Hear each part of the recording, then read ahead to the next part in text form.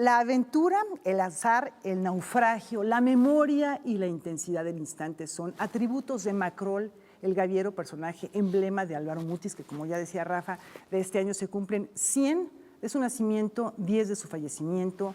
Vivió en México, nació en Bogotá, Colombia, y por este motivo Ediciones Delirio publica este libro que reúne 16 relatos, algunas poesías, algunas reflexiones, ensayos en torno a este autor. Ahí estamos viendo la portada. Y entre los textos que más llaman la atención, entre los textos que podemos encontrar con mayor luminosidad, es el de Jorge Ruiz Dueñas, quien es poeta, narrador, integrante de número de la Academia Mexicana de la Lengua y que hoy nos hace el honor de venir al estudio de Noticias 22 para platicarnos de un texto de verdad muy luminoso. Jorge, de verdad, un placer tenerte por acá. Y me gustaría leer un fragmentito que creo que nos da la pauta para platicar acerca de la manera en que te acercas a la obra de Mutis a través de la poesía. Claro. Porque él mismo lo decía, ¿no? Su narrativa también era poesía, ¿no? Dice, Mutis va del verso libre al poema narrativo, de ahí al relato poético y al desdoblamiento del poema como novela. Este viaje también que hace Álvaro Mutis como todo un navegante en las aguas de la literatura que era, tú lo descifras muy bien en un texto breve, porque son textos breves, pero muy, muy puntual. Bueno, es el resultado de una relación de casi 40 años. Y ciertamente desde antes fui un lector ávido de el propio Álvaro, pero ciertamente cuando da ese gran salto a las novelas, más allá de La mansión de Araucaíma, cuando vienen esas 7 novelas que tienen como presencia constante a Macrol, nombre que él inventa, nombre que él hace para que se suene en cualquier idioma. Entonces viene esa posibilidad de que el poema se vaya desdoblando, pero en ciertas ocasiones incrusta realmente verdaderos poemas. La oración de Macrol dentro de una mina es realmente algo sublime, es una de las piezas, diría yo, literarias más importantes en términos de poesía del siglo pasado, finales del siglo pasado.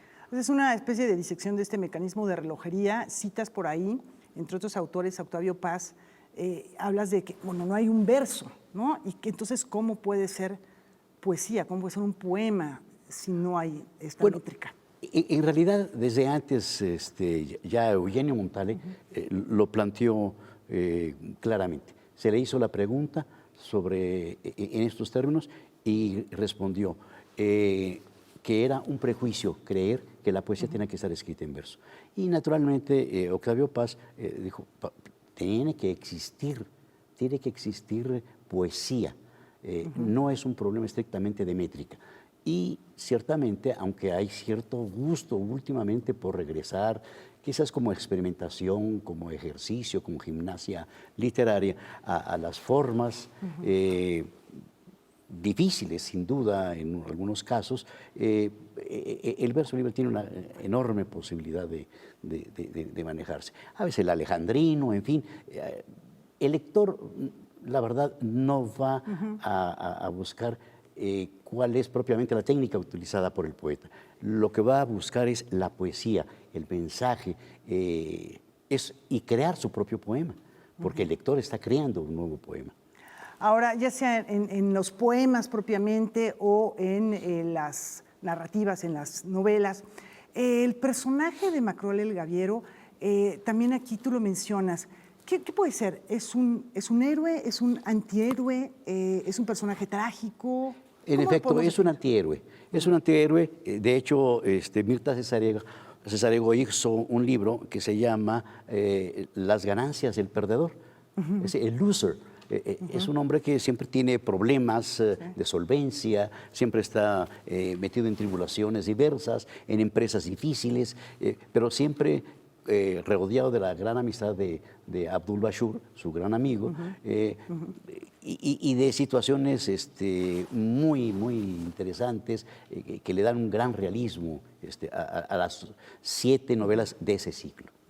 Ahora que estamos conmemorando este par de aniversarios que tienen que ver con su fallecimiento y con su nacimiento, ¿cómo crees que las nuevas generaciones tendrían que leerlo, abordarlo, a la luz de lo que estamos viviendo en el mundo contemporáneo, Jorge? Yo creo que Álvaro tiene una literatura, sobre todo una narrativa que es asequible a cualquier edad y que los jóvenes tienen gran gusto. Yo recuerdo en Guadalajara, en la Feria de Guadalajara, cuando se hacía un salón, se decía X autor con 1000 jóvenes. En el caso de Álvaro fueron 1500. No podíamos contener ya tantas personas dentro de, inclusive por razones de seguridad. Es decir, hay una cierta vocación. Y uno de los tantos premios, al menos uno de los 5 premios que obtuvo Álvaro en Italia, fue por votación. Votación de los lectores. Eso quiere decir que es un autor vigente todavía, que será un autor vigente porque trata temas que son eternos, la angustia existencial, y sin alejarse de la realidad, de los grandes problemas, del hambre, de la miseria, de la expoliación, qué sé yo, de lo que Nietzsche mismo decía que era la razón misma de la vida, ¿no? Efectivamente, está este impulso vital, esta reflexión muy profunda, pero a la vez también el atractivo de su manera de escribir, el atractivo de las historias que nos va contando. Bueno, y sobre todo, insisto en que no deja de hacer poesía. Cuando Mutis hace primero La Balanza, un libro con otro joven, y que, bueno, pues ese libro se incendia en los desórdenes que hubo precisamente en el famoso Bogotazo. Luego después sigue con los hospitales de ultramar, los elementos del desastre, en fin. Inclusive el título de este libro viene de un tercer libro de aquella época, que son Los trabajos perdidos. ¿Qué es lo que hace Mutis? Aparece siendo un joven ya como un poeta maduro, como un poeta formado. ¿Por qué? Porque había sido un enorme lector, un gran lector. Mutis es criado en Bélgica. Su padre tenía una tarea de corte diplomática, entonces él aprendió un francés fluido y era un gran lector. Pero después, cuando regresan a Colombia con su madre, en esa dulce pereza de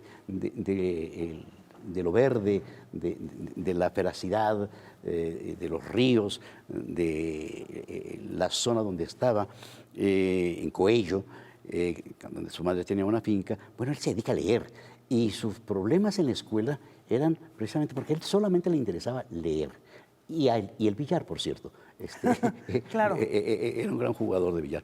Pero lo que quiero decir es que él tenía una formación muy grande en historia, en literatura, de suerte que toda posibilidad de problema que se plantease en una narrativa, él la podía resolver. Y aquí hablas del don de lenguas, del cosmopolitismo, en fin. Es un texto de verdad muy recomendable. Hay 16 personas que participan de muy alto nivel, así que bueno, pues yo creo que es un libro que indudablemente hay que sumergirnos en él este año. Seguramente habrá otras publicaciones. Tengamos presente la obra de Álvaro Mutis. Jorge Ruiz Dueñas, qué placer tenerte por acá, qué gusto. Muchas gracias. Tenerte aquí. Bueno, cierro esta entrevista con 3 preguntas, digamos un poquito sorpresa, de respuesta inmediata, inspiradas un poquito en el cuestionario Proust, que te pido me respondas. Vengan de ahí. A ver, la primera de ellas sería algo a lo que le temas, Jorge. Le temo al olvido. Si tuvieras una máquina del tiempo, ¿preferirías viajar hacia el pasado o hacia el futuro? Hacia el pasado. Y una cualidad que valores mucho en un ser humano, en una persona. Sin duda, la lealtad. La lealtad.